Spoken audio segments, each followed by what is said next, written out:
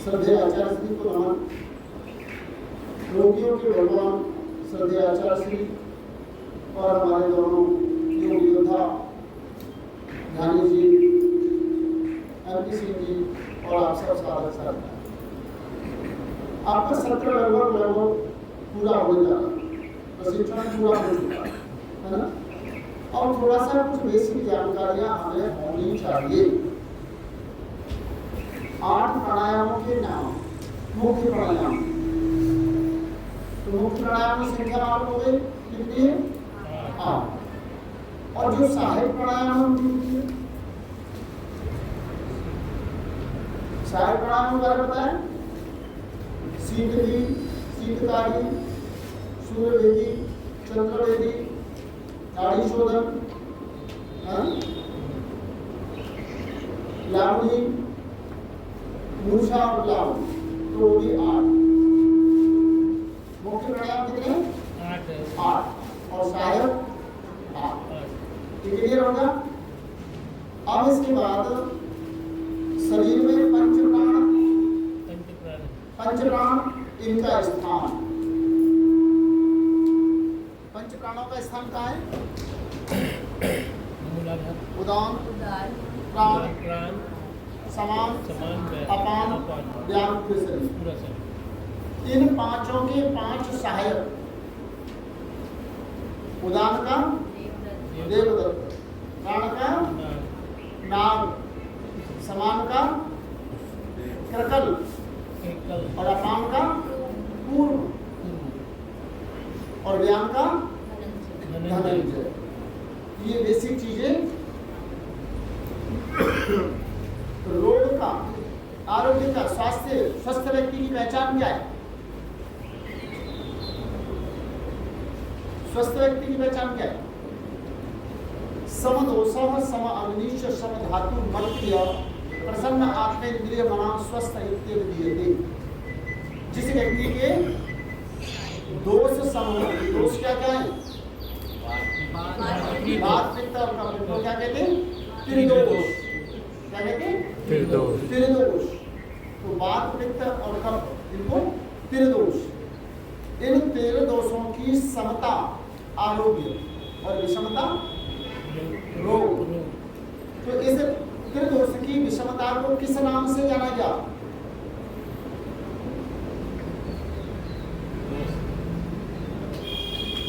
आदि, व्याधि, उपाधि। बढ़िया ना? किस नाम से जाना गया? ये 3 होती है, आदि, व्याधि, उपाधि। अब त्रिदोष की विषमता को किस नाम से जानते हैं? हमारे शरीर में त्रिदोष अनबैलेंस हो जाए, कफ बढ़ जाए, पित्त बढ़ जाए, तो क्या होगा? व्याधि। क्या नाम होगा इसका? व्याधि। तो आदि क्या होती है? आदि वो होती है जो चीजें हमारे पास नहीं है, उसके लिए, उससे रोग।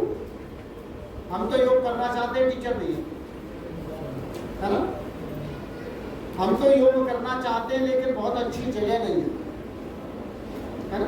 बहुत सारे जिलों की यही समस्या है, ज्ञानी जी की भी यही समस्या है। तो इसको क्या कहेंगे? आदि। और त्रिदोष से जो रोग होते हैं उन्हें क्या कहेंगे? व्याधि। और उपाधि क्या है? उपाधि वो है जो हमारे पास नहीं है, उससे रोग होते हैं, परेशान होते हैं, मेंटली जो स्ट्रेस होते हैं, उन्हें क्या कहते हैं? आदि। लेकिन जो हमारे पास है उससे परेशानी, उसे कहते हैं उपाधि। जैसे मैं जिले का प्रभारी बन गया हूँ, अब और कोई ना बन गया, नहीं बनाना।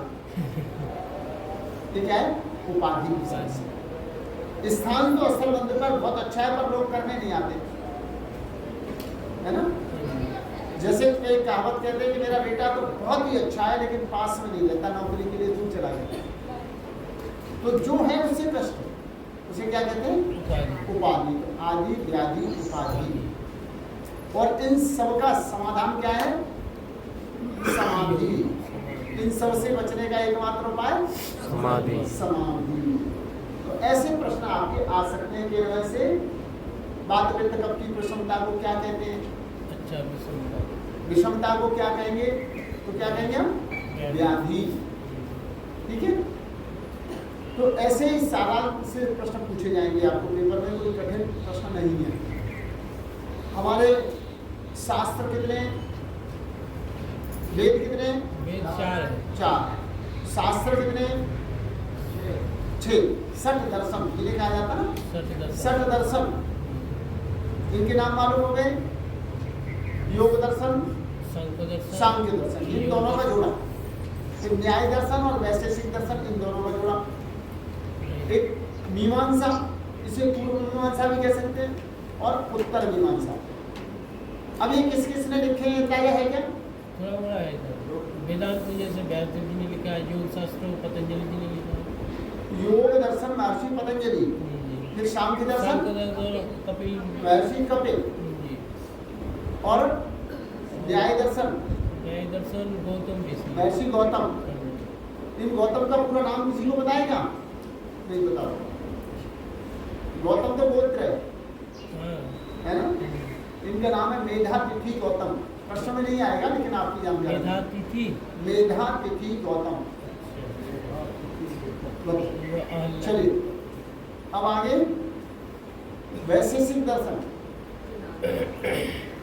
इसके रचयिता महर्षि कणादि। क्या इनका नाम कणादि है या उपाधि है? उपाधि है। कणादि को कणादि क्यों कहते हैं पता नहीं।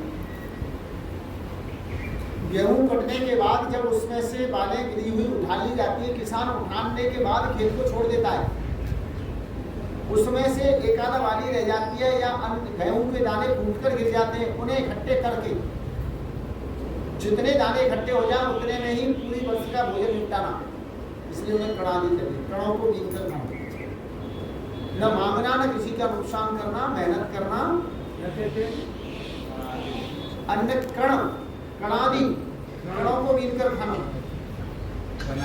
कणादि। अब इसके बाद आता है मीमांसा, महर्षि जैमिनी, है ना? और उसके बाद वेदांत, महर्षि व्यास। ठीक है, चलो महर्षि व्यास का किसी को नाम पता है? वेद कृष्ण नहीं, द्वैपायन कृष्ण। ये तो उपाधि है, इनका नाम क्या है? द्वैपायन कृष्ण। बादरायण, बादरायण, महर्षि बादरायण वेद के विद्वान होने के कारण इनको वेद व्यास की उपाधि मिली।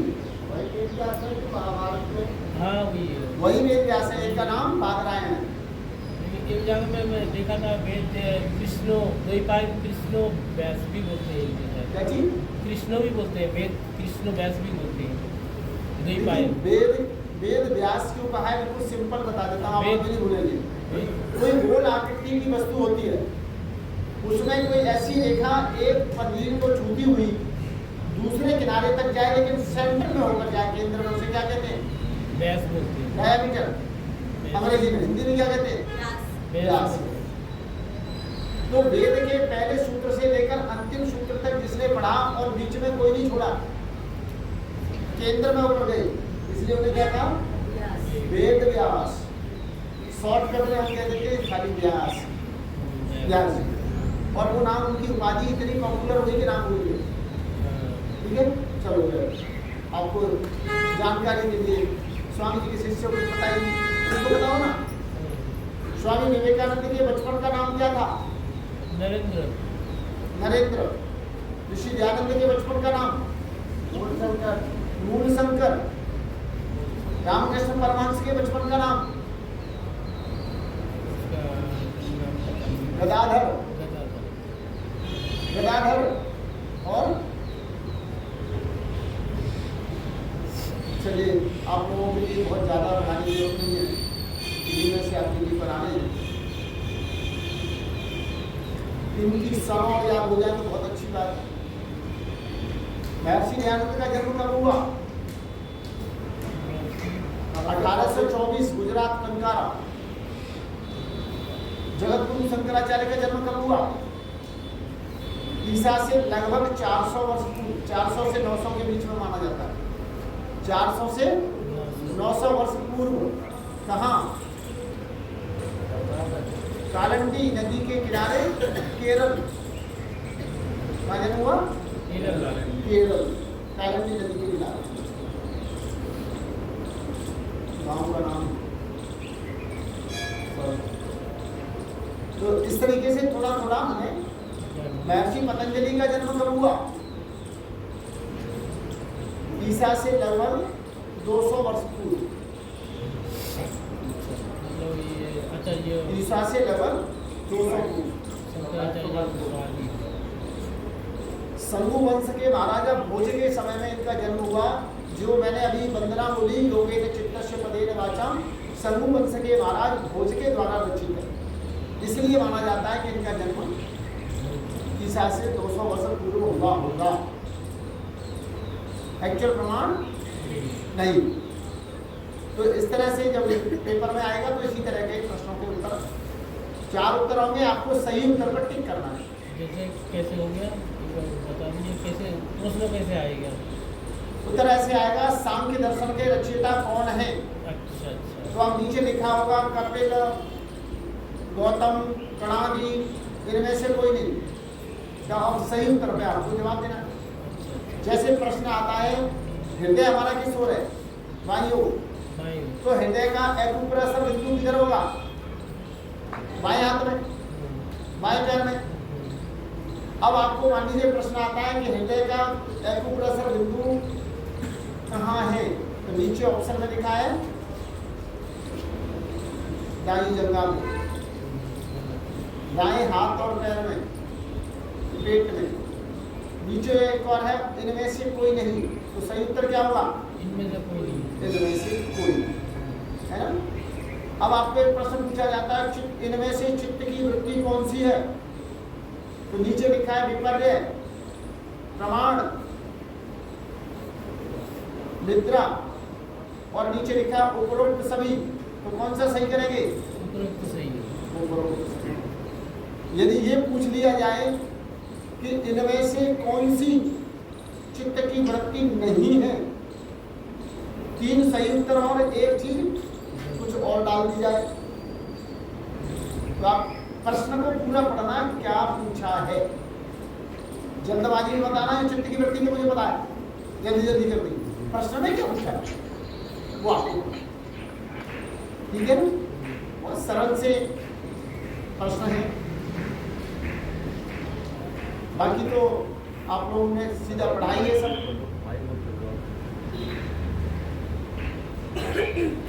तो इस प्रकार से आपको पेपर की तैयारी करनी है।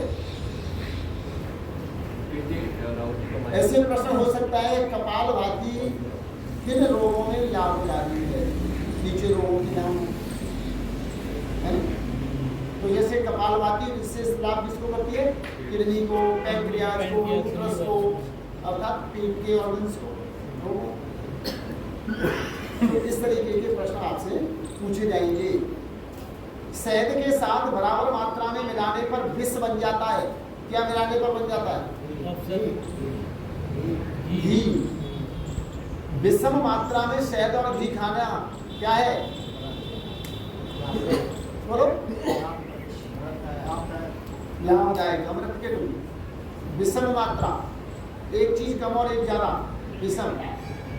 और सम मतलब बराबर, दोनों का बराबर। तो क्या है? जहर।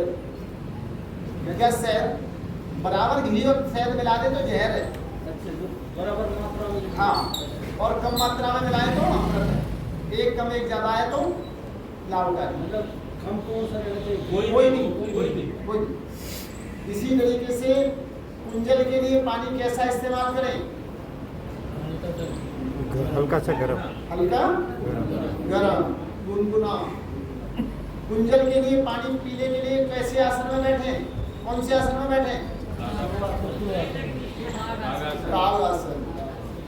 तो इस प्रकार के प्रश्न आपसे पेपर में पूछे जाने हैं। कोई मुश्किल चीजें नहीं आनी है, बिल्कुल निश्चित होकर आराम के साथ पेपर करो, है ना? मैंने आपको शुरू में सूत्र दिया कि आरोग्य क्या है? समदोषा। तो समदोष के बारे में बता दिया। सम अग्नि, हमारे शरीर में कितनी अग्नि है? बोलो। पंचभूताग्नि, सप्त धातु अग्नि और 13वीं जठरा। भोजन पचाने वाली अग्नि कौन सी है? जठरा। तो आपको प्रश्न जो पूछा जाए कि कितनी अग्नियां हैं, तो 13। भोजन पचाने वाली जठराग्नि। भूताग्नि कितनी होती है? 5। धातु अग्नि 7। समदोषा समाग्नि सम धातु सप्त धातु। सप्त धातु के नाम मालूम है ना? सबको पता है?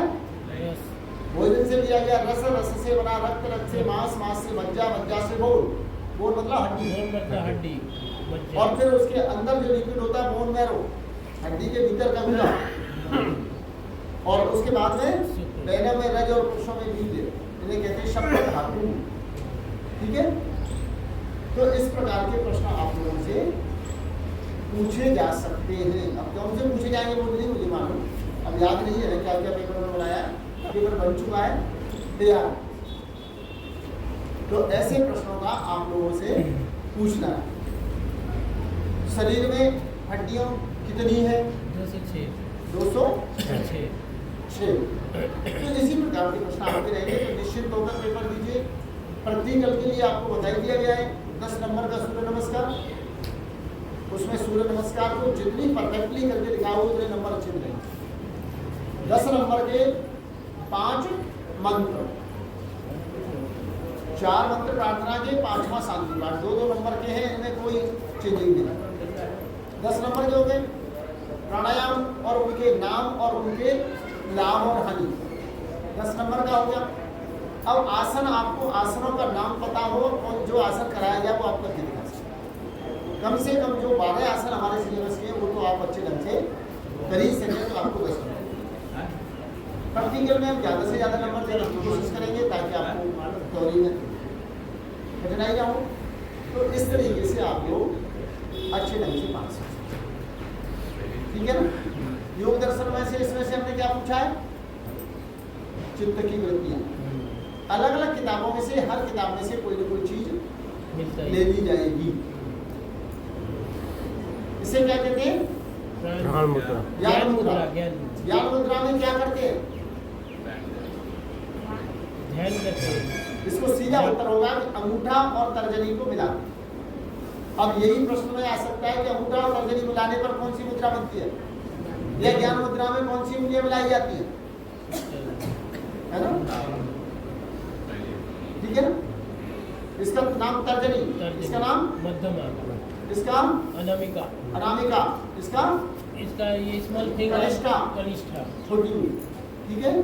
तो इन्हीं के आधार पर इनकी मुद्राएं। तो अब कौन सी आपसे पूछी जाएगी? अलग बात है। तो कुछ अलग नहीं पूछेंगे, सब नॉर्मली होगा, हल्का हल्का। अभी तो बोलते थे गुरु जी जब एग्जाम देते तो घबराहट आते हैं कि पता नहीं, घबराहट की जरूरत नहीं। इसलिए मैं आपको आज ब्रीफ कर रहा हूँ। उसका वजह ये है कि आप लोगों में बैलेंस बना। वेदों में कुल कितने मंत्र हैं? वेदों में कुल कितने मंत्र हैं?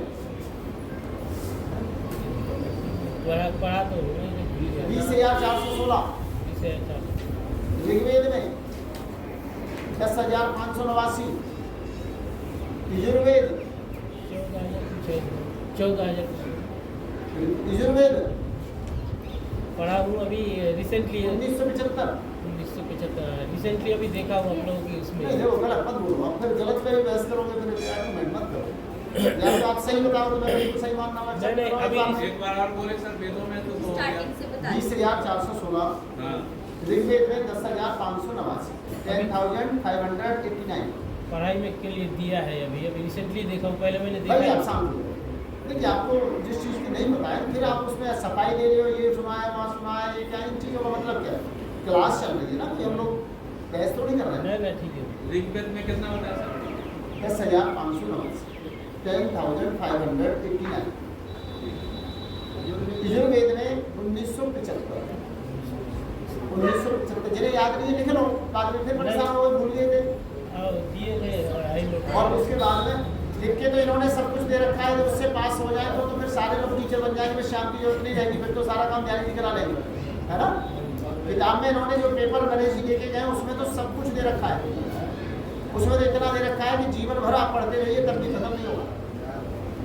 उसमें लिखे से क्या है, आपने पढ़ा क्या है, और आपने पढ़ाने में कम से कम शांति तो बैठ जाओ, बीच में विधान तो मत पैदा करो, दूसरों को तो पढ़ने दो। तो अब इसके बाद में आता है सामवेद। सामवेद में 1875 और अथर्ववेद में 5,977। नरेश जी से अगली बार जहाँ भी शिविर होंगे नरेश जी को कह दीजिए ये ना बांटा करें, ये बांटने से सब नोट्स बनाना और ये करना बंद कर देते हैं और सबके दिमाग में सब कुछ रखा है और फिर उसको लेकर बहस करते हैं, हमारे पास लिखा हुआ है, पढ़ना चाहते नहीं। अब ये जो अंग्रेज जी हमारे नए नए अभी प्रांत में आए तो थोड़े जल्दी अल्लाह करने वाली बात है, ये सब की जरूरत नहीं है नोट्स बांटने की, किताबें इसलिए दी गई। खैर, तो ये हो गया हमारा वेदों का थोड़ा सा सामान्य परिचय। इन वेदों के उपवेद कितने होते हैं? 4। नाम किसी को बताएं?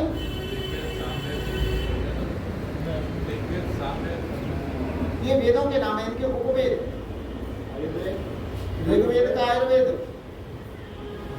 यजुर्वेद का धनुर्वेद, सामवेद का गंधर्व। गंधर्व किसे कहते हैं?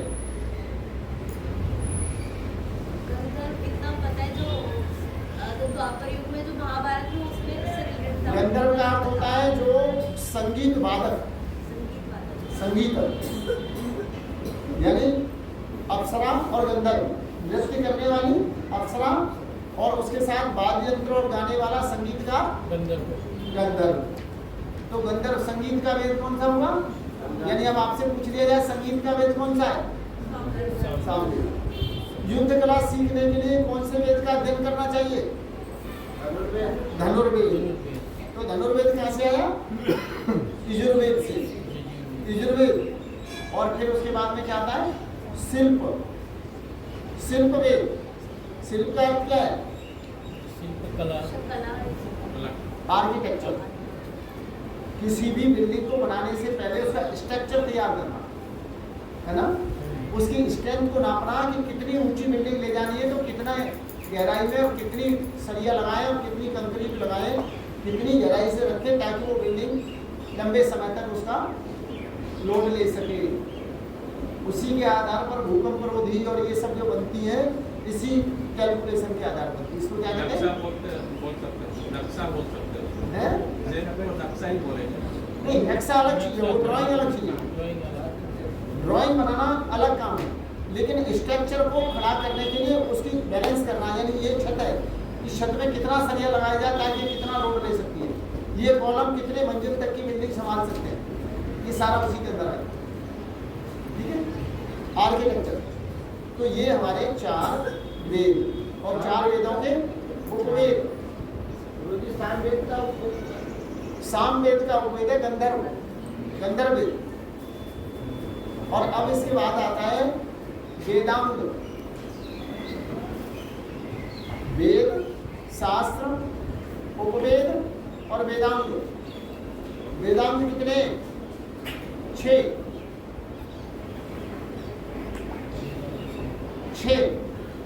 और उसके बाद इन वेदांगों के नाम शिक्षा, कल्प, निरुक्त, छंद, व्याकरण और ज्योतिष। शिक्षा, कल्प, निरुक्त, छंद, व्याकरण और ज्योतिष। ईमानदारी बात कह रहा हूँ कि जब आप पेपर कर रहे हो और आपको ये दे दिए जाए जो नरेश जी ने दिए, तो आप ढूंढ नहीं पाएंगे कि कौन सी चीज कहाँ लिखी है। आप पेपर नहीं कर पाएंगे टाइम पर, आप उसमें ढूंढते रह जाएंगे कौन सी चीज कहाँ लिखी है। जिसने अच्छे ढंग से पढ़ाई की है, थोड़ा सा विषय में है, उसे किताब दे दीजिए, वो तुरंत निकाल देगा। लेकिन जिसने किताब पढ़ी नहीं है, इस किताब में लिखा है ढूंढ दीजिए, तो आप शाम तक नहीं ढूंढ पाएंगे। ढूंढ पाएंगे क्या? क्यों साहब? तो बोलने के लिए क्या करना पड़ेगा? पेपर देने के लिए क्या करना पड़ेगा? आपको खुद पढ़ना। टीचर जो पढ़कर आता है और यहाँ से हिंद के लिए देखता है, वो पढ़ा पाता है। लेकिन टीचर किताब में देखकर पढ़ता है तो वो आपसे आंख नहीं मिला पाता, वो अपना उसी में लगा रहता है। आपने लिख लिया, नहीं लिखा, आपकी समझ में आया, नहीं आया, आपकी और जो टीचर की जो आई कॉन्टैक्ट होता है, उससे एक संबंध बनता है और उस संबंध से शिक्षा चलती है। तो ये हुआ आपका थोड़ा सा वेदों का परिचय। अच्छा, इसी तरह आयुर्वेद का कार्य क्या है? आयुर्वेद की आवश्यकता क्या है? औषधि के लिए, उपचार के लिए। आयुर्वेद का कार्य है स्वास्थ्य से स्वास्थ्य लक्षणम आतुरम विकार प्रशमनम। जो स्वस्थ व्यक्ति है वो स्वस्थ बना रहे और जो रोगी व्यक्ति है वो स्वस्थ हो जाए, उसका रोग शांत। बस आयुर्वेद की हमारी आवश्यकता इतनी ही है। बात ठीक है ना बाबू? आयुर्वेद का उपयोग करेंगे, संतुलित भोजन करेंगे, आयुर्वेदिक औषधियों का नियमित दातुन करते रहेंगे, गिलोय का सेवन करेंगे, तो इससे क्या होगा? स्वस्थ व्यक्ति बीमार नहीं होगा, और जो बीमार हो जाए वो स्वस्थ हो जाएगा। स्वस्थ हो जाएगा। तो आयुर्वेद का काम क्या है? स्वस्थ।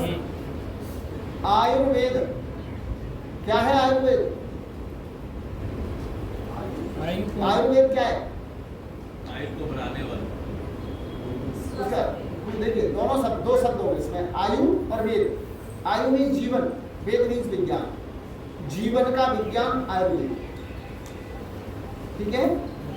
जीवन का जो विज्ञान है उसे क्या कहेंगे? आयुर्वेद। बात ठीक है ना?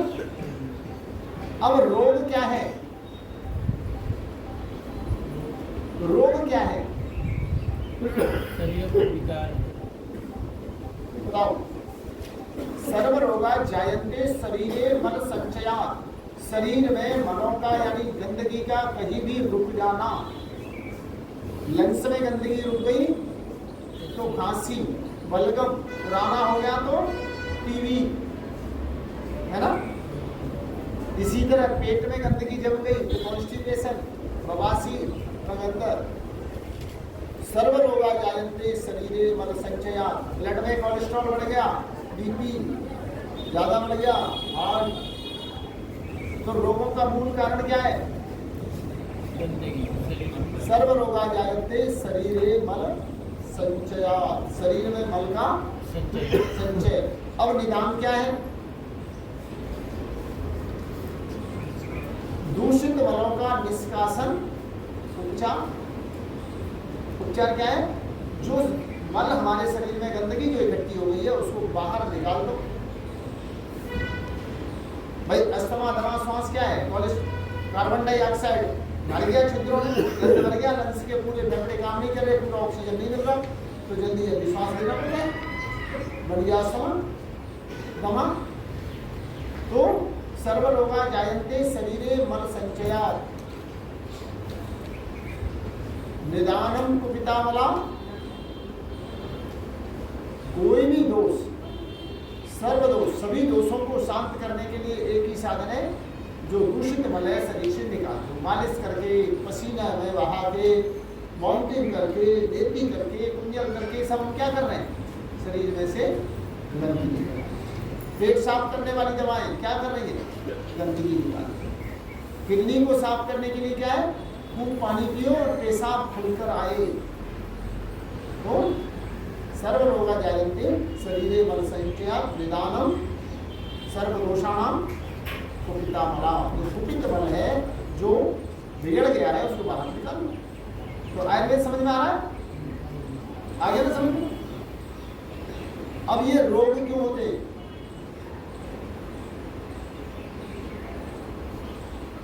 प्रज्ञा अपराधो सर्व रोगाणाम मूल कारणम। प्रज्ञा अपराध करने से सभी रोग होते हैं। जानते? रोग का कारण क्या है? प्रज्ञा अपराध। ये प्रज्ञा अपराध क्या है? बोलो। धी धृति स्मृति विभ्रमा कर्म कुरुते अशुभम प्रज्ञा अपराधो ते विद्या सर्वदोष प्रकोपणम। यानी 3 चीजों का जो अनदेखा करता है वो प्रज्ञा अपराधी है। धी, बुद्धि का प्रयोग नहीं करता, क्या खाना चाहिए क्या नहीं खाना चाहिए पता है पर बुद्धि का इस्तेमाल नहीं करता। सामने आ गया खा लेते, स्वाद लग रहा है खा लेते, खराब होगा इसलिए खा लेते, मिठाई बड़ी बड़ी सूख रहे तो खाई देते, है ना? तो ये क्या हुआ? बुद्धि का प्रयोग। धृति, धैर्य धारण नहीं करना, जल्दी लाओ जो है सामने दे दो, भूख लगे। धैर्य धारण, धैर्य न रख पाना, अच्छी चीज पसंद की चीज आ गई सामने तो पूछ लो। जो भूख लगती तब तो धैर्य नहीं रहता है। और तीसरा है स्मृति। स्मृति का क्या काम है? सभी को पता है कि किसको कौन सी चीज से नुकसान होता है। बहुत लोगों को पता है कि वो गोलगप्पे खाने के बाद भी नॉर्मल रहते हैं, पर ज्यादातर लोगों को उसे खाने के बाद सवेरे एसिडिटी होती है, गट्टी बेकार आती है, तो खाते टाइम क्यों भूल जाते हो? या तो खाओ मत, और खाना है तो खाओ। कहाँ बन पाएगा? जैसे बने वैसे बनाओ। तो उसके बाद अब आपका है, इसे ये क्या हुआ? स्मृति, अपने याददाश्त को खराब कर लेना। हमें पता है कि ये खाने से मुझे बीमारी होती है, पर फिर भी खा लेते। दोषारोपण दूसरों को करते हैं। पत्नी से कह रहे तुमने बनाया क्यों था? तुम्हें पता था मुझे नुकसान करता है। वो दोस्त ने कह दिया था आज खा ले यार, कुछ नहीं होता इसलिए खा लिया। दोस्तों के कहने से खाते नहीं तो पी तो लेते ही है। उसमें तो दोस्तों को दोषी ठहराते, दोस्त ने कहा था इसलिए पी ली। तो धी धृति स्मृति विभ्रमा, जो इन 3 से काम नहीं लेता उसको क्या होता है? उसके दोष कुपित हो जाते हैं, जो दोष हैं वो बिगड़ जाते हैं। तो मूल दोष का कारण, रोग का कारण क्या हुआ? 3 चीज क्या बोले? धी यानी बुद्धि, धृति धैर्य, स्मृति याददाश्त, विभ्रमा। ये आयुर्वेद का मूल, ये जो मैं आपको बता रहा हूँ आयुर्वेद के मूल सिद्धांत है जिनके ऊपर आयुर्वेद खड़ा। ठीक है?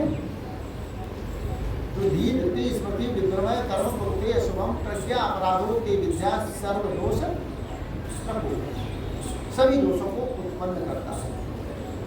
आयुर्वेद में रोग के निदान का पहला साधन क्या है? रोग की चिकित्सा कहाँ से शुरू की जाए? पहले खान पीन के ऊपर। हाँ, अब इसको हम कैसे नाम दें, क्या कहेंगे? आयुर्वेद का एक सिद्धांत है कारण में निवारण, कारण में निवारण। तो रोग, हर एक रोग का एक कारण होता है और अपनी बीमारी के कारण को हमें पता भी होता है। तो उस कारण को ठीक कर दीजिए, यानी जहाँ से बीमारी आ रही है पहले तो उसे बंद कर दीजिए, बीमारी ठीक होना प्रारंभ कर दीजिए। बहुत सारे लोगों से पूछो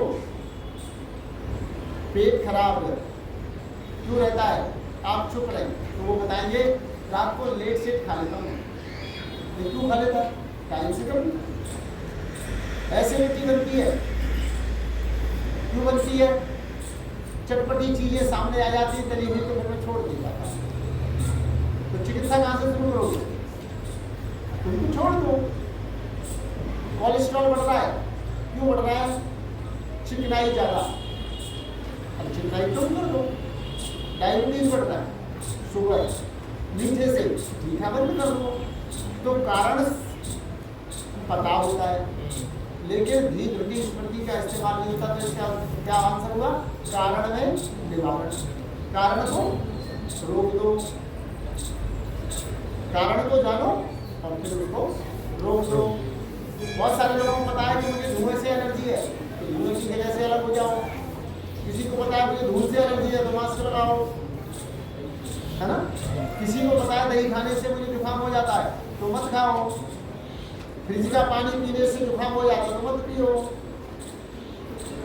होता है। आइसक्रीम खाने से नाक बहने लगती है तो मत खाओ।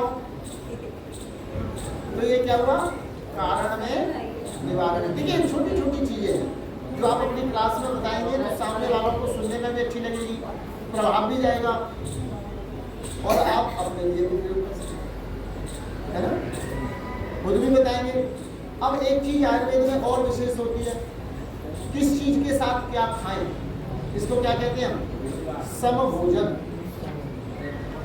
है ना। दूसरा क्या होता है, विषम भोजन। समभोजन, विषम भोजन। समभोजन में, समभोजन में आपका आएगा भोजन के साथ में सलाद,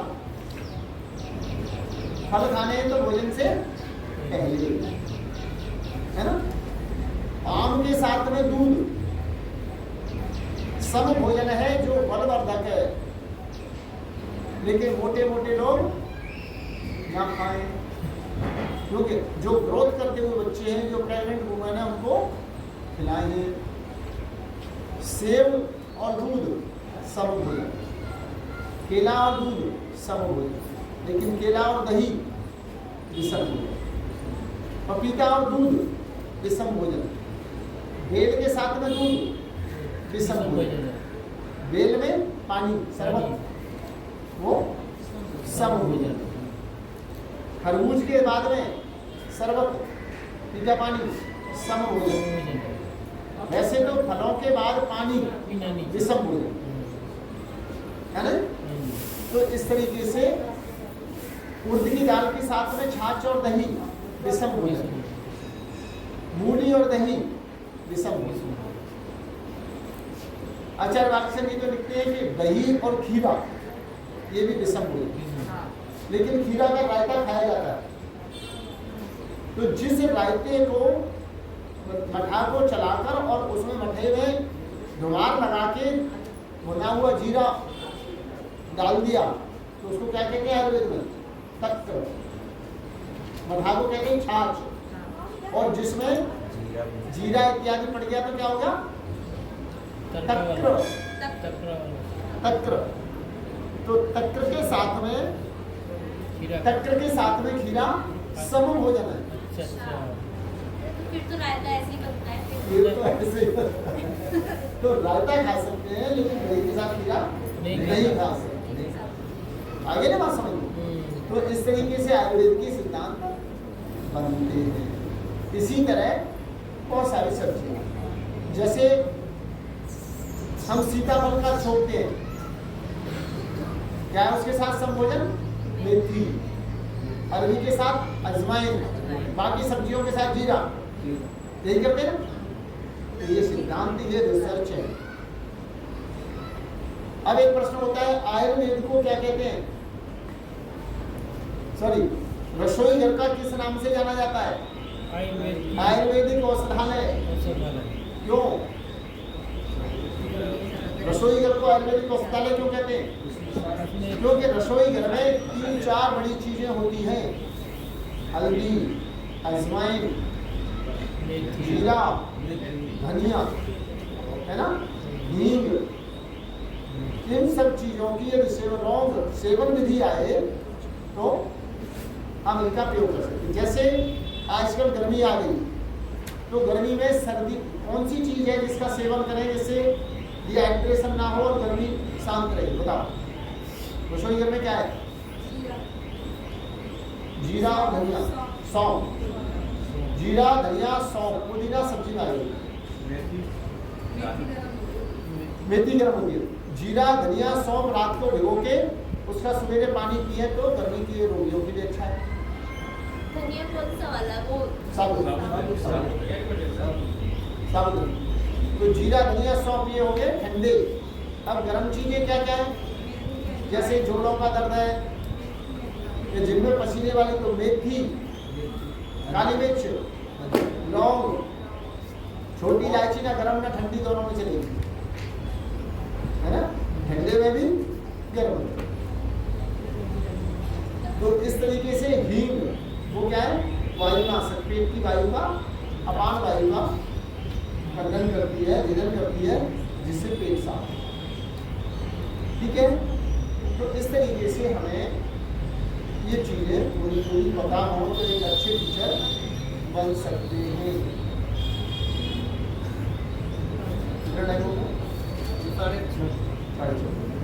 कोई विषय ऐसा रह रहा है जो मुझे पढ़ाना हो? आदरणीय जी वो जो जो गुरुजन हैं उनकी जीवनी बारे में पढ़ाएंगे हमें। थोड़ा थोड़ा बता दिया, बता पतंजलि महाराज बता दिया। उनके जन्म बता दिए, स्थान बता दिए, उनके बचपन के नाम बता दिए। इतना ही पूछा जाएगा, इससे ज़्यादा नहीं पूछेंगे। पिता के नाम और पता हो तो और अच्छी बात है। ये मैं इसमें से पढ़ लेंगे। योग के मूलभूत सिद्धांत में से 5 गुरु हैं। हमारे योग के मूलभूत सिद्धांत में कितने गुरुओं की चर्चा की गई है? 5। उन 5 के नाम शंकराचार्य, पतंजलि और पतंजलि ऋषि दयानंद और स्वामी विवेकानंद और महर्षि दयानंद, है ना? और एक और है, उनका नाम क्या है? महर्षि अरविंद, महर्षि अरविंद घोष। महर्षि अरविंद का जन्म, ये सब एक ही उसके हैं। 1824 महर्षि दयानंद और 1863 स्वामी विवेकानंद और 1872 अरविंद घोष।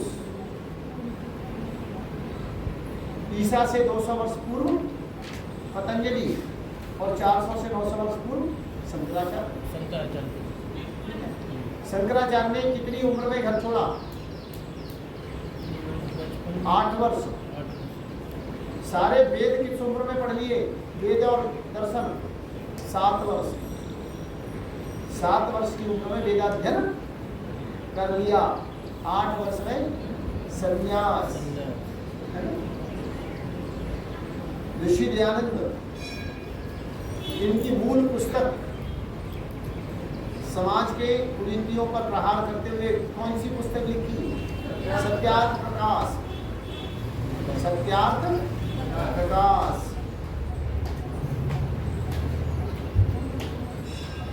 ऋषि दयानंद नाम किसने दिया? स्वामी संपूर्णानंद। इनके प्रमुख गुरु कौन कहलाए? स्वामी गजानंद। दंडी स्वामी गजानंद का नाम है ना? और इसी तरह से स्वामी विवेकानंद के गुरु का नाम रामकृष्ण परमहंस। रामकृष्ण परमहंस। कौन से मठ के पुजारी थे? दक्षिणेश्वर काली मठ, कलकत्ता। दक्षिणेश्वर काली आनंद मठ भी बोलते हैं, आनंद मठ बोलते हैं। हो सकता है, हो सकता है। इनके परमहंस की पत्नी का नाम क्या था? शारदा देवी। शारदा देवी। शारदा। और इनकी साधना में कौन थी जिनके साथ में इन्होंने साधना की है, सिद्धियां प्राप्त की, तपस्या? गौतमी माता, माता गौतमी। तो इस तरीके से आप लोगों को थोड़ा थोड़ा तैयारी कर लेंगे। और आप लोगों के मन में कोई प्रश्न हो? ये जो वेद अगर आप बताया अपने श्लोक, ये सब एग्जाम में आएंगे क्या? कि कोई श्लोक नहीं आएगा, श्लोक कोई नहीं आएगा। श्लोक तो आप धीरे धीरे पढ़िए। श्लोक इसलिए होते हैं ताकि आपको याद रह सके। हितमुख हितमुख ऋतमुख ये खाना किस ऋषि की देन है? इस ऋषि की देन है। किसने आपको दिया है? आहार निद्रा ब्रह्मचर्य, ये किसने लिखा सिद्धांत? महर्षि चरक। आहार निद्रा ब्रह्मचर्य, क्रियोपस्तंभा आहार निद्रा ब्रह्मचर्य विधि, पूरा सूत्र है। किसका है?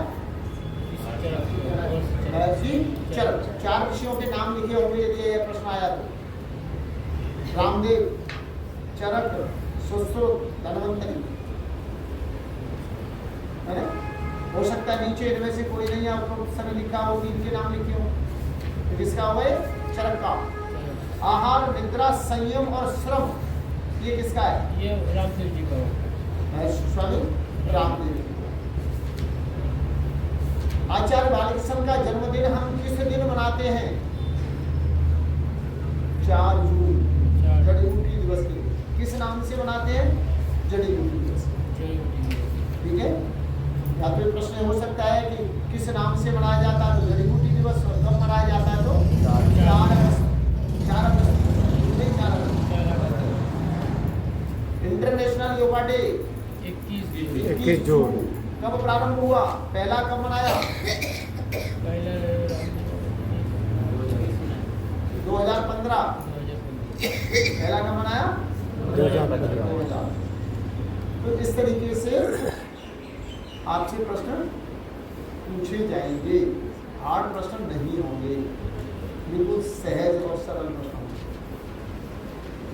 और आप लोगों का तो प्रश्न सारा ऑब्जेक्टिव ही रहेगा, लगाने वाला सारे इसी तरह के रहेंगे, टिक मार्क वाले रहेंगे। एक प्रश्न होगा, प्रश्न के 4 आंसर होंगे, 4 में से एक सही होगा, उसको टिक करना है।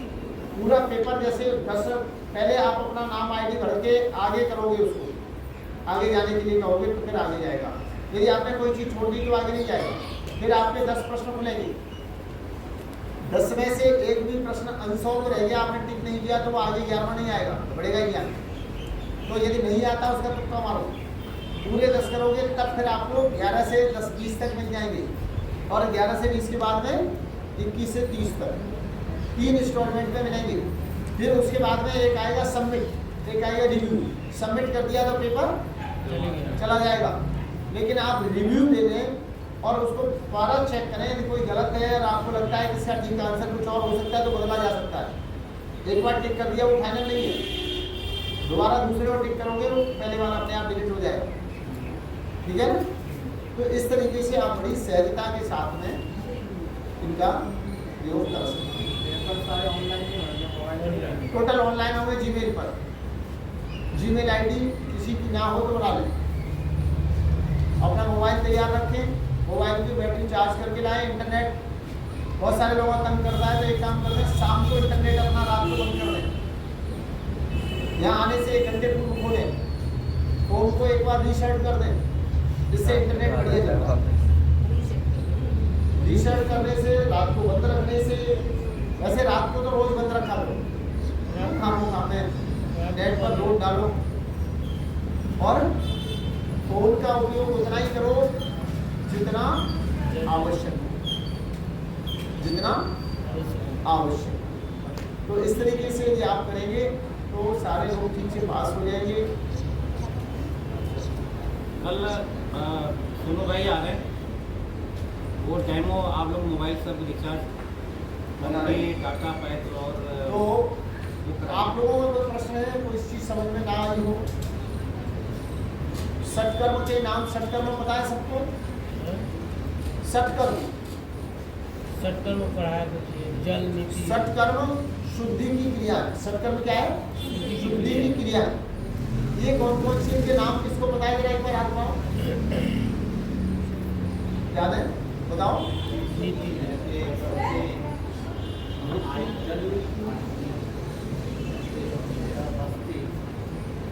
धोती, बस्ती, नेति, नौली, त्राटकम तथा कपाल भाती शैतानी सटकर्माणी समाज। ये 6 करना।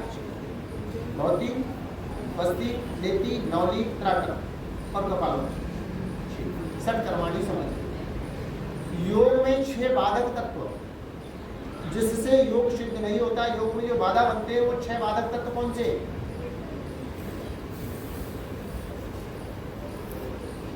आगे से कहीं भी ये प्रोग्राम होता है एमपीसी जी, तो ये जो नरेश जी ने दिया ना पत्र बांट चुके हैं, ये नहीं देना चाहिए।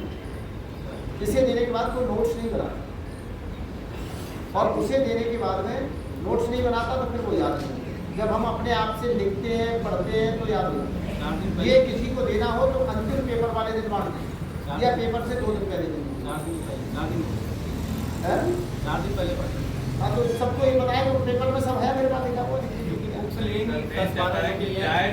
कोई भी अभी नोट्स नहीं बना रहा, इसका कारण वही पत्रक है। वो पत्रक नहीं होता तो ये नोट बना रहे होते।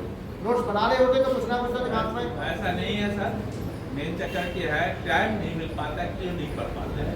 देखो अभी ऐसा एक डेढ़ घंटे इन बहानों को मैं बिल्कुल मानने को तैयार नहीं हूँ। मुझे ऐसे बहुत लोग मिलते हैं, उसका कारण क्या है मैं बताता हूँ आपको। हाँ बताइए। मैंने बहुत सारे लोगों से कहा कि भाई कपालभाति क्या करो, प्राणायाम क्या करो, तो कहते हैं टाइम नहीं मिलता। नहीं वो और फिर सुन लो मेरी बात को, और उसके बाद उनसे पूछो बाथरूम में कितना टाइम लगता है, तो 15 मिनट से लेके 45 मिनट तक बाथरूम में बैठे रहते हैं, पेट साफ नहीं होता, वहाँ बैठ के अखबार पढ़ते रहते हैं। तो बाथरूम में बैठने के लिए टाइम है, कपालभाति के लिए टाइम नहीं। रात्रि को शाम को टीवी देखने के लिए टाइम है, रील देखने के लिए टाइम है, लेकिन पत्र पढ़ने के लिए टाइम नहीं है। अरे बहुत सारा समय होता है हमारे पास, और हर कार्य के लिए व्यवस्था करनी पड़ती है, मैनेज करना होता है किसी के पास। हम सबको एक व्यवस्था करनी पड़ती है, और टाइम निकालना चाहे और आधा घंटा ना निकले ये पॉसिबल है। ये आधा घंटा तो निकल जाएगा, लेकिन आधा घंटे में वो पूरा पत्र एक बार खत्म हो जाएगा। और 8 दिन लगातार कर लिया, 21 दिन में कोई भी मंत्र याद हो जाता है। आप 10 मंत्रों को लगातार 21 दिन पढ़िए, 10 याद हो जाएगा। हमने ये याद किए, कहीं से हमें कोई जन्मजात याद नहीं है, सिर्फ इनको रिपीट करते रहते, देखते रहते, है ना। सतीश ने गीता को याद की है, 700 श्लोक याद है उसको, कैसे याद? अभ्यास। और अब वो उसको रिपीट करना छोड़ दे। मैंने उसको कहा है कि इसको याद बनाए रखना है, तो सवेरे की साधना में रोज एक अध्याय पढ़ा, वो हमेशा जीवन भर याद रहेगी। लेकिन वो 7-6 महीने छोड़ दो, भूल जाए। हमें कई सूत्र ऐसे होते हैं कि जो बहुत दिन से प्रयोग में नहीं आए, फिर क्लास में जाके बोलते तो आधा याद आता, आधा भूल जाते, ये बात है ना। लेकिन उसे गाड़ी चलाते चलाते, मोटरसाइकिल चलाते चलाते उसे गुनगुनाते रहते हैं, नहाते नहाते गुनगुनाते हैं, सोते हुए नाच लेते हैं, तो याद रहता है। तो ये तो अभ्यास है, इसका और कोई दूसरा साधन नहीं। जितना अभ्यास करोगे, और जैसे कहते हैं ना, ढूंढने से तो भगवान नहीं मिल जाते, समय निकालो और ना निकले ऐसा नहीं हो सकता। कोशिश करने वालों की हार नहीं। मैं मानता हूँ बहुत सारे लोगों का जीवन बहुत व्यस्त है, काम काज में व्यस्त है, लेकिन फिर भी जब यदि मन होता है तो हम समय निकाल ही देते। ऐसा नहीं है कि सब लोग मेरी तरह खाली है, काम करने वाले लोग भी हैं। हमारे जैसे मेरे लोग तो बड़ी नहीं मिलेंगे, तो थोड़ी मेहनत करोगे। दूसरा क्या है कि टीचरों का सर्टिफिकेट तो सबको मिल जाएगा, किसी को फेल नहीं जाएगा, ये मेरा प्रोमिस है। सर्टिफिकेट सबको मिल जाएगा, लेकिन एक्चुअल अपने अर्थों में अपने आप से कह सकें कि मैं टीचर हूँ, उसके लिए मेहनत करें। सर्टिफिकेट से कोई टीचर नहीं बन जाता, टीचर बनने के लिए मेहनत करें, और उस मेहनत के साथ एक टीचर बनना, एक अच्छा टीचर बनना, एक ऐसा टीचर बनना जो सामने वालों को प्रभावित कर सके, है ना। सामने वाले से प्रभावित होते तो क्या मिलता है? सम्मान मिलता है, जिसकी भूख प्रत्येक व्यक्ति को है, सन्यासियों को भी है। महिलाएं बदनाम है अपनी प्रशंसा सुनने के लिए, लेकिन वास्तविकता यह है कि मुझे भी अच्छी लगती, इन्हें भी अच्छी लगती, सबको लगती, सन्यासियों को भी अच्छी लगती नहीं लगती? भगवान को भी अच्छा लगता है, भगवान को भी अच्छी लगती। अब उनकी पूजा उपासना करते हैं, क्या करते हैं? उनकी प्रशंसा ही करते हैं, तो उनको भी अच्छी। तो इसलिए यदि सम्मान पाना है तो श्रेष्ठ बनो। श्रेष्ठता क्या है? बोलो। हाँ, श्रेष्ठता क्या है? किसी भी कार्य को आप अच्छे ढंग से करते हो वो श्रेष्ठता है। तो श्रेष्ठता को क्या कहते हैं? योग। कैसे? सिद्ध करो। योगः कर्मसु कौशलम। योग क्या है? आपके काम करने का ढंग दूसरों से ज्यादा प्रभावी हो, है ना। इंजीनियर की डिग्री वाले तो बहुत लोग घूम रहे हैं, लेकिन जिन्हें राष्ट्रपति से पुरस्कार मिलता है, पद्म भूषण, पद्मश्री, भारत रत्न, ये किसको मिलता है? जो उसमें कुछ विशेष करके, है ना। सबको अच्छा लगता है, नहीं लगता? सबको। उसके लिए क्या करना पड़ता है? मेहनत, कुछ अलग करना। तो उसको क्या कहते हैं? योगा कर्मसु कौशलम। किसने कहा? भगवान कृष्ण ने। किससे? अर्जुन से। किसने लिखा? महर्षि व्यास। गीता अध्याय 2 श्लोक संख्या 50। युक्तो जहाति उभे सुकृत दुष्कृते तस्मात् योगाय युजस्व योगः कर्मसु कौशलम। योग क्या है? कर्म की कुशलता, विशेष हो, अलग, उसके लिए परिश्रम की आवश्यकता आपके पास और कोई रास्ता किसी के पास नहीं। पुरुषार्थ करना पड़ेगा, याद करना पड़ेगा, रखना पड़ेगा। पत्रक हाथ में लेकर नहीं पढ़ाया जाता। मैंने करके देख लिया, कई जगहों पर बोलने के लिए कहा और लिख के ले गए तो उसे देखने का टाइम नहीं मिला, और देखा तो एक बार में बाँच नहीं पाए है। लेकिन जो आपको याद है आप उसी को साथ कीजिए। किताबों में अर्थ कुछ और लिखा होता है, हम अर्थ कुछ और, समय की मांग। हम योग के मंच पर उसी श्लोक का अर्थ और करेंगे और आध्यात्मिक मंच पर कुछ और करेंगे, है ना। योग के मंच पर हम आएंगे तो स्वामी रामदेव जी महाराज के शिष्य हैं, स्वामी जी ने ऐसे बताया है, कहेगी। लेकिन स्थल मंदिर में किसी व्यवस्था में कहेंगे तो हमें कमेटी का नाम लेना पड़ेगा। कमेटियाँ बहुत अच्छा काम कर रही है, व्यवस्था कर रही है, महाराज जी बाबा जी सवेरे आरती करते हैं, मेहनत करते हैं, है ना। हमें शब्दावली यदि नहीं चेंज की तो क्या हो जाएंगे? टेप रिकॉर्डर हो जाएंगे। बहुत सारे नेताओं को अपने भाषण देते सुना होगा, वो दिन में 4 बार बोले तो वही बोलते हैं एक ही बार। मोदी जी के भाषण सबको क्यों पसंद आते हैं? वो जहाँ भी जाते हैं वहाँ की भौगोलिक परिस्थितियों का स्टडी करते हैं और उनकी स्टडी करके उनके आधार पर उनका समाधान लेकर जाते हैं। तो क्या हो जाता है? विशेष हो जाता है। लोग मन लगाकर, ध्यान लगाकर, नयापन होता है। यही कार्य आपकी कपालभाति अनुलोम विलोम में भी होना है। रोज कपालभाति अनुलोम विलोम कराओ और रोज वही बात कहो, सांस लो, सांस छोड़ो। इससे बीपी ठीक रहेगा तो लोग ज़्यादा देर सुनने वाले नहीं है, पक जाएंगे, बोर हो जाएंगे। तुम भी कहोगे कल तो बताया ही था।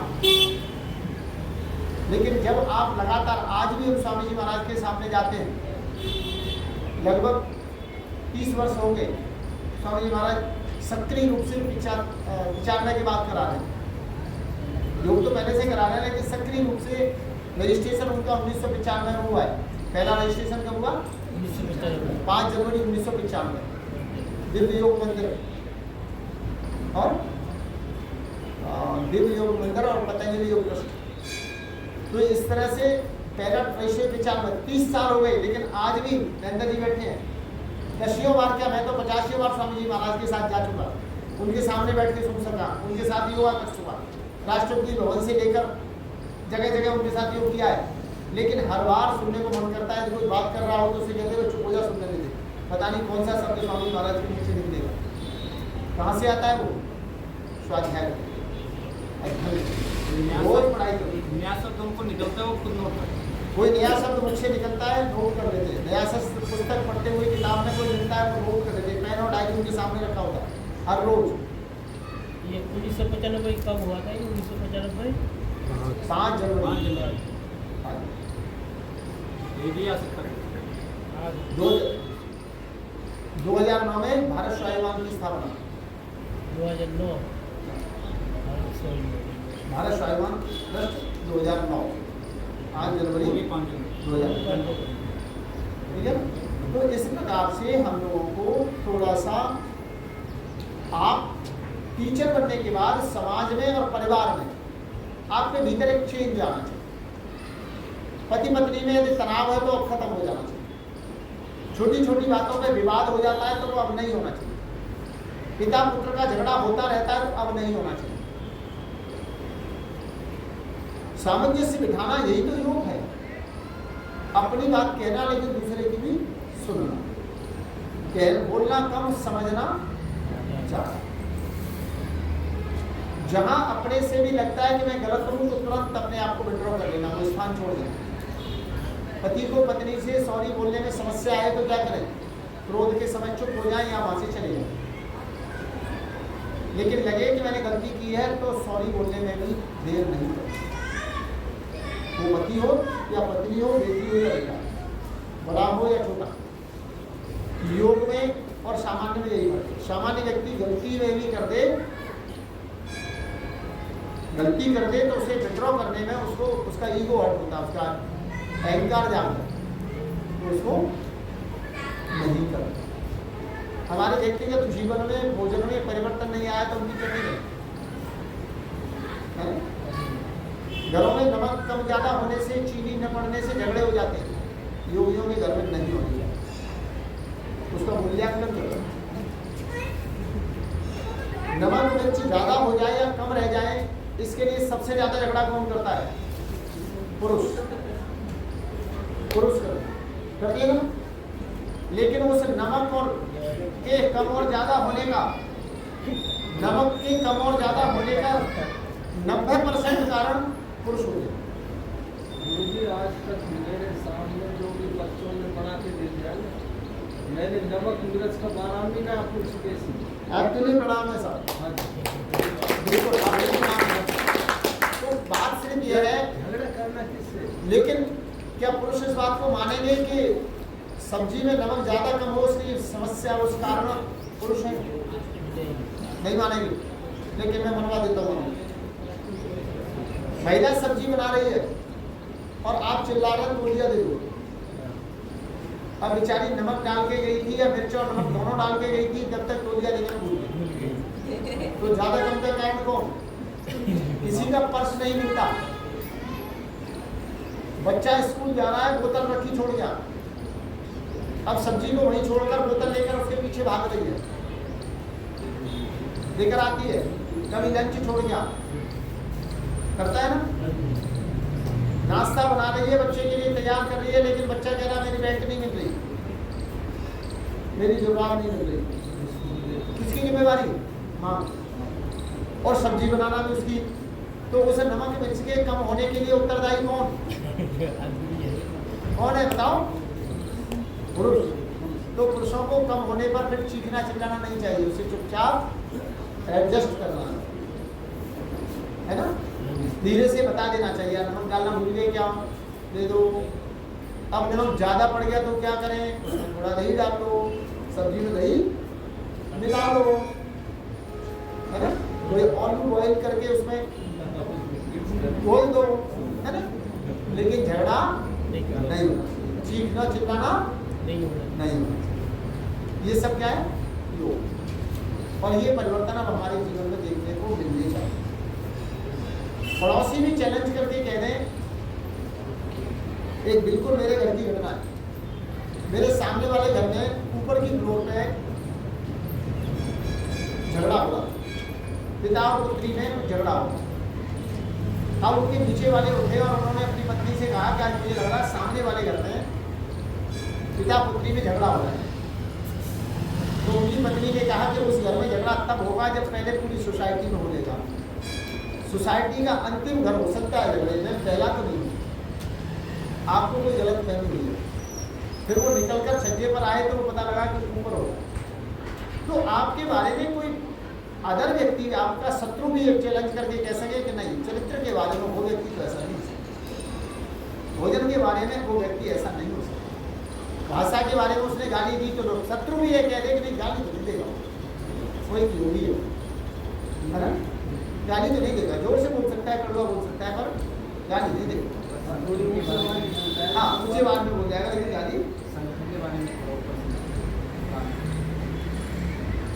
तो हमारे जो पतंजलि योग पीठ ट्रस्ट भारत स्वाभिमान, इनका मेन अध्यक्ष स्वामी राम और इसके कर्ता धर्ता महामंत्री के रूप में, सबके कर्ता धर्ता के रूप में आचार्य। ऐसे तो हमने परम पूज्य स्वामी राम जी, वैसे ज़्यादातर नाम लेना हो तो परम पूज्य स्वामी जी महाराज कहते हैं नाम नहीं लेना चाहिए, अपने से बड़ों का नाम, जैसे हम पिता का नाम नहीं लेते, स्त्रियाँ पति का नाम नहीं लेती, तो अपने से पूज्य का नाम नहीं देंगे, परम पूज्य स्वामी महाराज गुरुदेव कह सकते हैं। और आचार्य जी के लिए श्रद्धेय आचार्य जी, ठीक है। अब उसके बाद मुख्य केंद्रीय प्रभारी, इसके नीचे कौन आता है? मुख्य केंद्रीय प्रभारी।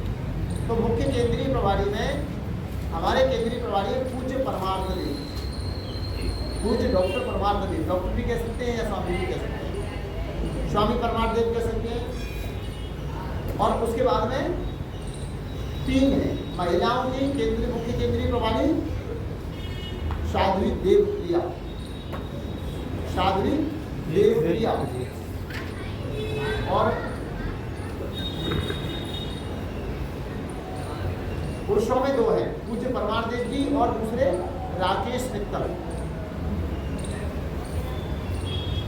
हरियाणा के राकेश मित्तल हैं, दिल्ली के परमार देव हैं। इनका अपना क्षेत्र बटे हुए, प्रांत बटे हुए। अब आ जाते हैं दिल्ली में, क्योंकि हमें ज्यादा काम दिल्ली का तो पता हो। भारत स्वाभिमान प्रभारी दिल्ली, युवा प्रभारी केंद्र के युवा प्रभारी स्वामी आदित्य देव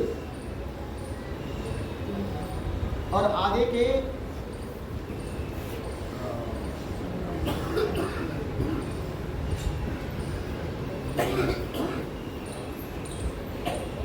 हमारे दिल्ली के आदित्य देव, स्वामी आदित्य देव युवा प्रभारी, युवा मुख्य केंद्रीय प्रभारी। अब इस तरीके से हम दिल्ली में आते हैं तो दिल्ली भारत स्वाभिमान प्रभारी डॉक्टर परमिंदर गुनिया, परमिंदर गुनिया।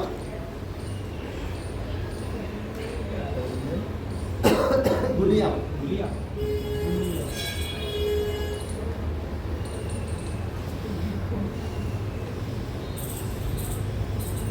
सह राज्य प्रभारी भारत स्वाभिमान एसपी सिंह, सुरेश पाल सिंह।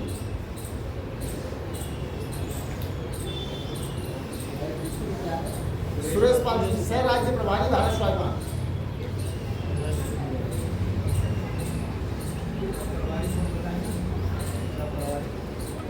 सह प्रभारी सुरेश पाल सिंह, एसपी सिंह जो कल आए थे। जो कल आए।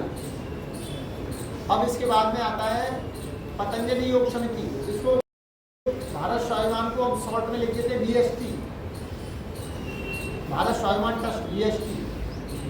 पतंजलि योग समिति इसको लिखते हैं पीवाईएस, पतंजलि योग समिति। दिल्ली राज्य प्रभारी श्याम गुप्ता, ठीक है। पतंजलि योग समिति प्रभारी दिल्ली, मेरा नाम श्याम गुप्ता। और सह राज्य प्रभारी राजवीर सिंह,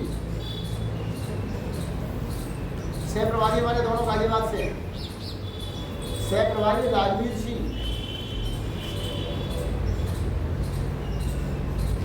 अब इसके बाद में आता है किसान सेवा समिति प्रभारी दिल्ली टीकाराम शर्मा, ये दादरी से टीकाराम शर्मा। और उसके बाद आता है युवा प्रभारी दिल्ली वीरेन रोहिणी, वीरेन जी नहीं आए थे। वीरेन युवा प्रभारी दिल्ली। बाल और दाढ़ी वाले हाँ हाँ आए। और उसके बाद आता है मीडिया प्रभारी दिल्ली सुशील अग्रवाल।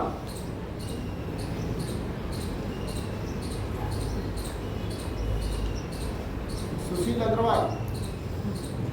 महिला पतंजलि प्रभारी दिल्ली बहन सविता तिवारी, बहन सविता तिवारी।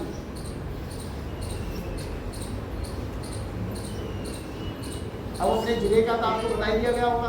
भारत स्वाभिमान प्रभारी एमपीसी और पतंजलि योग समिति पीवाईएस प्रभारी हमारे ध्यानी जी, राजकुमार ध्यानी। और यहाँ के किसान प्रभारी कौन है? हीरेराम जी। मीडिया प्रभारी राजेश जी, राजेश राठौर, राजेश जी। और युवा प्रभारी अभी नहीं है, तय नहीं है। और महिला प्रभारी सुशीला यादव, सुशीला यादव। लिख लीजिए, जानकारी होनी चाहिए।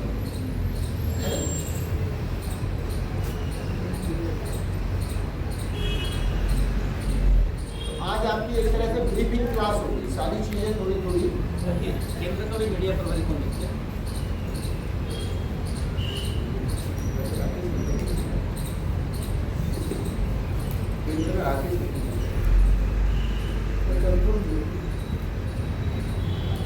कुछ थोड़ा सा हाथ पैर हिलवा दें। क्या टाइम हुआ है?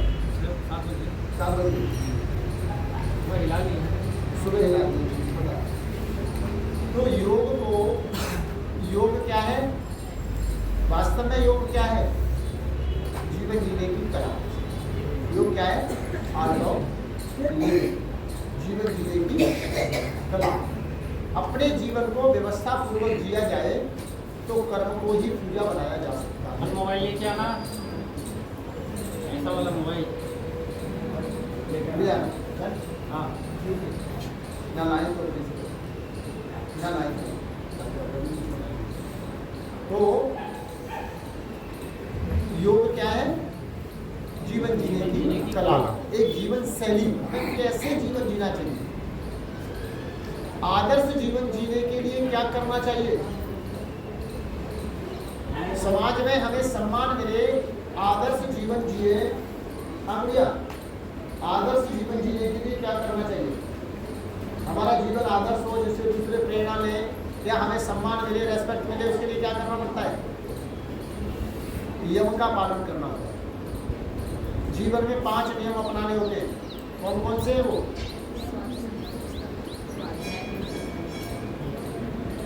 अहिंसा, सत्य, अस्तेय, ब्रह्मचर्य और अपरिग्रह। हमें समाज में कैसा रहना चाहिए जिससे सम्मान मिले? तो इन 5 नियमों का पालन, अहिंसा, सत्य, अस्तेय, ब्रह्मचर्य और अपरिग्रह। अपरिग्रह का मीनिंग क्या है? जरूरत से ज़्यादा नहीं समझा। जरूरत से ज्यादा नहीं। संग्रह का त्याग, सीधा बोलिए, जरूरत से कोई कुछ नहीं होती, सिर्फ भोजन की जरूरत होती है, पेट भरने की, संग्रह की बाकी जीवन भर की जरूरत होती है। वो एक तुरंत सीधा बनाओ और खाओ, आगे का परमात्मा देगा। अपरिग्रह वाला संग्रह का त्याग। और अहिंसा, जीवों पे हिंसा ना करना, जीवों के ऊपर हिंसा नहीं करना। और कोई अहिंसा, जीवों के ऊपर यानी हत्या न करना। हाँ, और इसके अलावा हिंसा नहीं होती क्या? मनसा कर्म समझ, हाँ? मन से कर्म से मतलब किसी हिंसा नहीं करनी। अहिंसा सकल वैर नाशम, योग दर्शन की हिंसा है जिससे किसी के प्रति किसी प्रकार का वैर ना हो। ये बंदर है, बड़ा खत्म करते हैं हिंसा है। हाँ, वो जीव है, प्रकृति का, वो भी अपना काम कर रहा है, उसका स्वभाव है उछलना कूदना, वो पार करना है। आपके मन में उसके प्रति हमदर्दी हो, प्रेम हो। इसी तरह शत्रु का भी अहित में चाहने वाला अहिंसक, इसकी टांग टूट जाए, ये क्या है? हिंसा। माता पिता अपने बच्चों की लाइफ के बारे में स्वप्न देखते हैं, मेरे बेटी का भविष्य ऐसा हो, और बेटी अपना भविष्य खुद तय कर ले, क्या होता है? हिंसा। माता पिता कहते हैं मेरे अरमानों का, सपनों का खून टूट गया।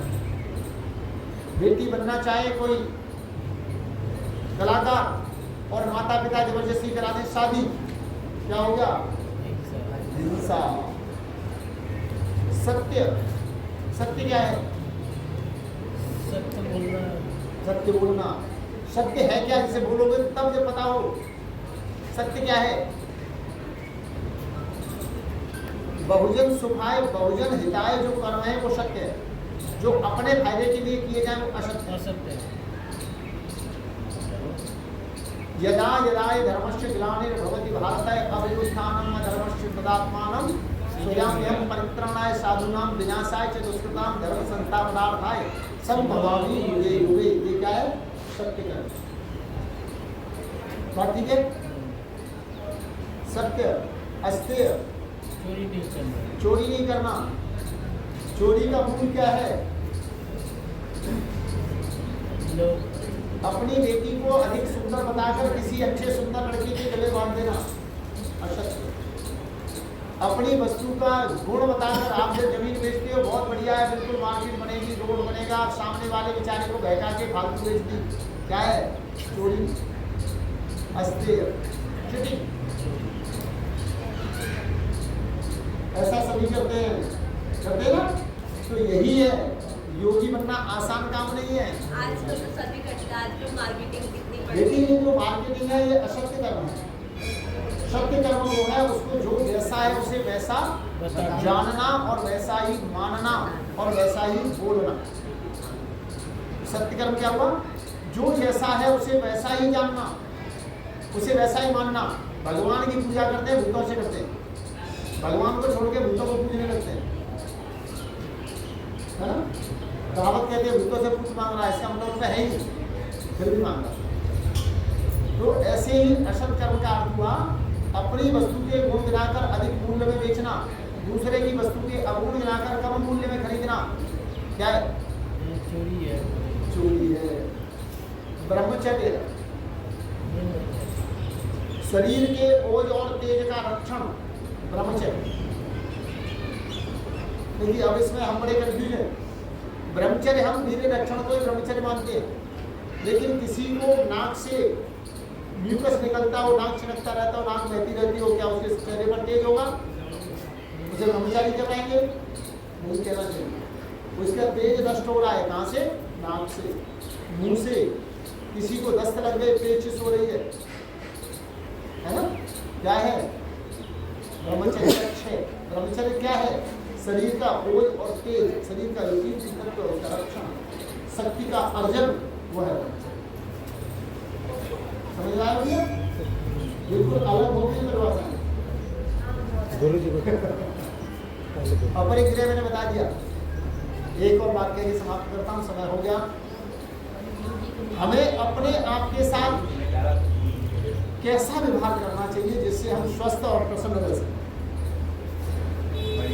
हमें स्वस्थ और प्रसन्न रहने के लिए कैसा व्यवहार करना चाहिए अपने आप के साथ? शौच, संतोष, तप, स्वाध्याय, ईश्वर परिधान, 5। शौच शरीर की शुद्धि, संतोष मन के लिए सेटिस्फाइड, यथा लाभता में संतोषा, सपने नहीं देख है परदोषा। शौच, संतोष, तप। तप क्या है? तब तो पढ़ाई है ना आपको। तब किसे कहते हैं?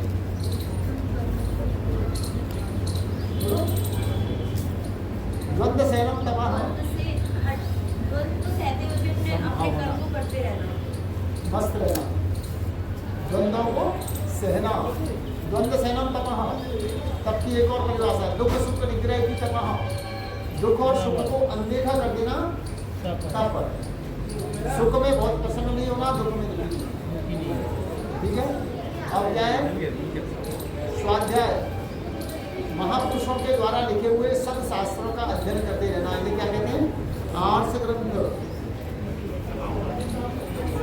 आर्ष ग्रंथ। ग्रंथ कितने होते हैं?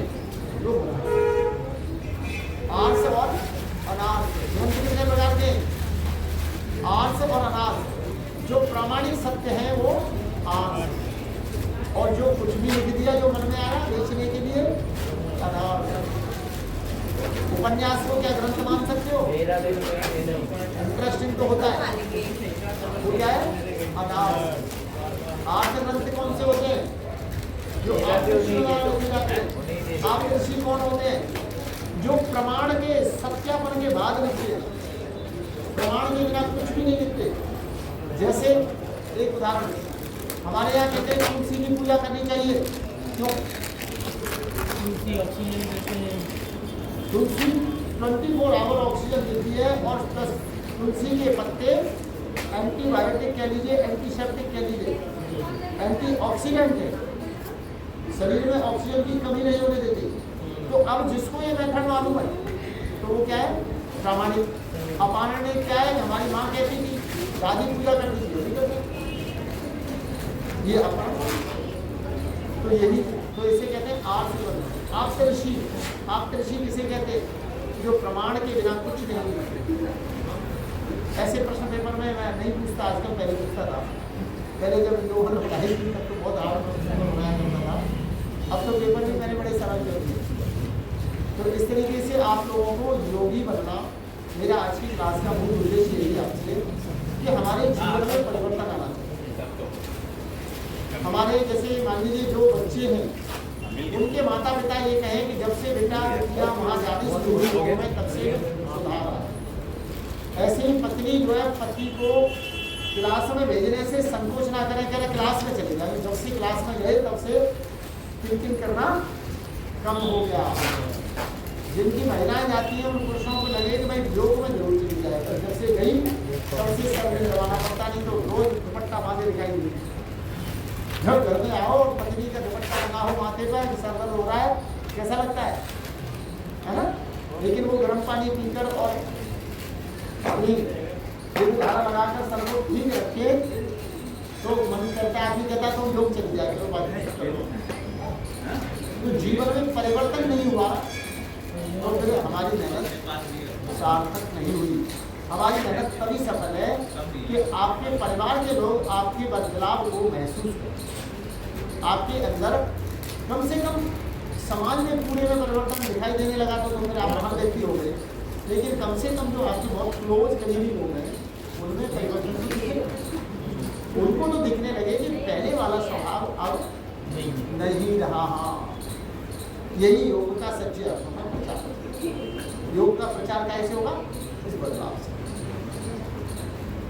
ठीक है ना? तो परिवर्तनशील संसार में परिवर्तन को स्वीकार करना। ठीक है। दूसरा मैंने उस दिन भी कहा था, शायद आज भी कह रहा हूँ, आप अभी बीच में कह रहे थे क्या ये श्लोक याद करने पड़ेंगे, बोलने पड़ेंगे, इनकी आपको कोई आवश्यकता नहीं, लेकिन आपको कुछ विशेष व्यक्ति बनना है, समाज में मान सम्मान लाना है, अपनी बात को प्रमाणित करना तो याद करना। आप किसी को दवाई बताते हो और वैसी चरक का सूत्र सुनाते हो और फिर उसे बताते हो तो आपको कहेगा कि हाँ चरक आयुर्वेद के पंडित थे, धर्मंतरी पंडित थे, उन्होंने कहा। इसी तरह आप कोई धार्मिक प्रवचन किसी को दे रहे हैं, रामायण की पंक्ति बोल रहे हैं, गीता का श्लोक बोल रहे हैं, वेद का मंत्र बोल रहे हैं, तो आप सामने वाले को लगेगा कि बात तो ठीक है और आप किसी और की बहस से, बेकार की बहस से बच जाएंगे, क्योंकि भाई मैंने नहीं कहा, ऐसा गीता कार ने कहा। जैसे मैंने आज आपको सत्य के बारे में बताया है ना, आप कहिए नहीं हमने तो ये सुना है कि जैसा देखा जैसा सुना वही बोल दिया सत्य है ना? लेकिन जब गीता को ने कहा यदा यदा धर्मस्य ग्लानिर्भवति भवति भारत परित्राणाय साधूनां विनाशाय च दुष्कृताम्, सत्पुरुषों का जिससे लाभ हो और दूसरों को दंड मिले वो सत्कर्म है ना। तो अब आपने जब गीता बोली फिर आपने बात रखी तो आपकी बात में विशेषता आ जाए, और वो विशेषता मैंने बताया वो विशेष क्या है, वही योग। अपने आप को विशेष बनाना है तो कुछ आपके पास विशेष होना जरूर चाहिए। तो सैद्धांतिक बात जो करेंगे तो सिद्धांत को सामने रखेंगे। जैसे आपको पढ़ाया जाता है मंत्र मित्रों को लिखो, अब आपसे कोई पूछ ले कहाँ से आया,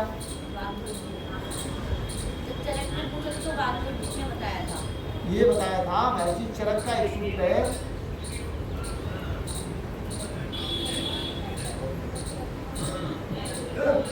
देखो हो जाता है, ये बता सूत्र बिल्कुल पूरा याद है मुझे, है ना।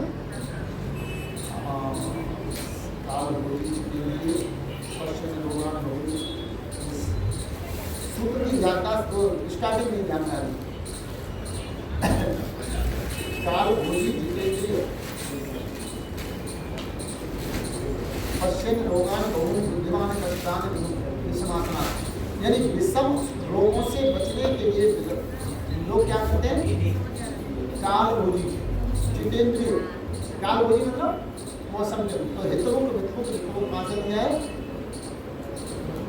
राशि सड़क का सूत्र है, परसों आएंगे तो बता देंगे, प्रैक्टिकल वाले पूरा श्लोक याद आ रहा है पर वो उसकी स्टार्टिंग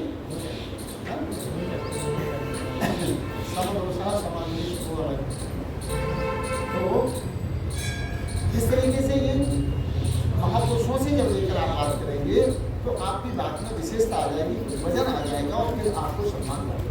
यही समापन करते हैं, शांति करते हैं।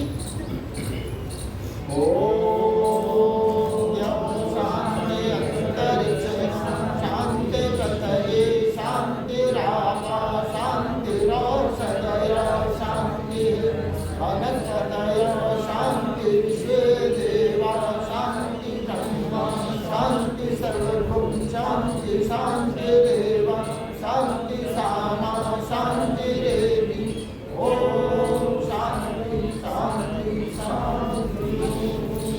जो बोले सो हमें सनातन धर्म की जय। आदरणीय के लिए एक बार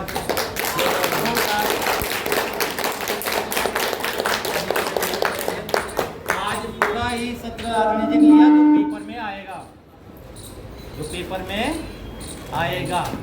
थोड़ा सा आप लोग भी पुस्तक करेंगे अपने अपने मन को अध्ययन करने के लिए, तो ये अभी याद कर लीजिए, फिर बाद में आप लोग याद करते रहिए किताब जिनको मिली है, ये तो जीवन भर चलता रहेगा। कल आदरणीय सोनू जी आ रहे हैं, सब मोबाइल लेके आएंगे, रिचार्ज होना चाहिए, उसमें इंटरनेट होना चाहिए और डेमो क्लास कैसे आप परसों संडे को पेपर देने वाले हैं वो पूरा बताएंगे, कैसे खोलेंगे, कैसे आप मेल आईडी मोबाइल नंबर सब डालते हुए, फादर नेम डालते हुए फिर उनको कैसे करना है ना। जीमेल आईडी सबकी होनी चाहिए, जिसकी जीमेल आईडी नहीं है वो अपना नोट करके लेके आएंगे, लिख के आएंगे, ठीक है। तो आपके जीमेल आईडी में ही हम खोल देंगे। सबका अलग अलग होना चाहिए, 3 इधर हैं तो 3 इनके होने चाहिए, आप 2 हैं घर से तो आपके दोनों मोबाइल अलग अलग होने चाहिए, है ना। ये बात है। और कल से ही आप सभी को 1 को 2 को या 3 को बुला करके जैसे जल्दी हो एक बार हम लोग प्रैक्टिकल कैसे लिया जाता है और उसमें लाभ हानि बताते हुए वो करवाएंगे। और परसों भी यही रिपीट करवाएंगे प्रैक्टिकल। फिर संडे के दिन तो आदरणीय जी अपनी टीम लेके आएंगे और उसमें प्रैक्टिकल होगा। पहले यही मोबाइल वाला होगा, है ना, पेपर, फिर प्रैक्टिकल होगा, फिर हवन होगा। थोड़े से फिर सब जो आदरणीय जो जी आएंगे, जैसे कि कुछ हमने विधायक जी भी बुला रहा हूँ एक, तो वो उन सबका और जो हमारे प्रांत के हैं उन सबका हम सम्मान करेंगे, है ना। और उसके बाद फिर प्रसाद ग्रहण। इन सब में किसी को, आदरणीय जी तो घर के हैं तो उनके सामने भी बोल सकता हूँ, जिसको भी सहयोग करना है संडे वाले दिन वो अपनी इच्छा शक्ति, इच्छा अनुसार उस दिन के लिए सहयोग दे सकते हैं। और हवन में जो आप दोगे जो हवन में यजमान वो दोगे, हाँ, वो भी तैयार होकर नाम हो जाएंगे। यजमान जो बनना है उसका विशेष सहयोग भी करना है, तो यजमान इस बार उसी को बनाएंगे। आदरणीय जी से कभी सीखा था हमने, इन्होंने जो आश्रम बनाया है वहाँ पे गोकुल धाम में, तो हमने हमारी चर्चा उस विषय में हुई थी। एक चीज़ हमने सीखी थी कि भाई यजमान जो बने वो ना ढंग का सहयोग करे, और यजमान वही बनेगा जो पति पत्नी के साथ बैठे, है ना, अविवाहित नहीं बैठे। जो सहपत्नी वाले हैं वो अपनी पत्नी को बोलते हैं 7:30 पौने 8 तक यहाँ नहाते धोते आ जाए, जो गवन 8 बजे।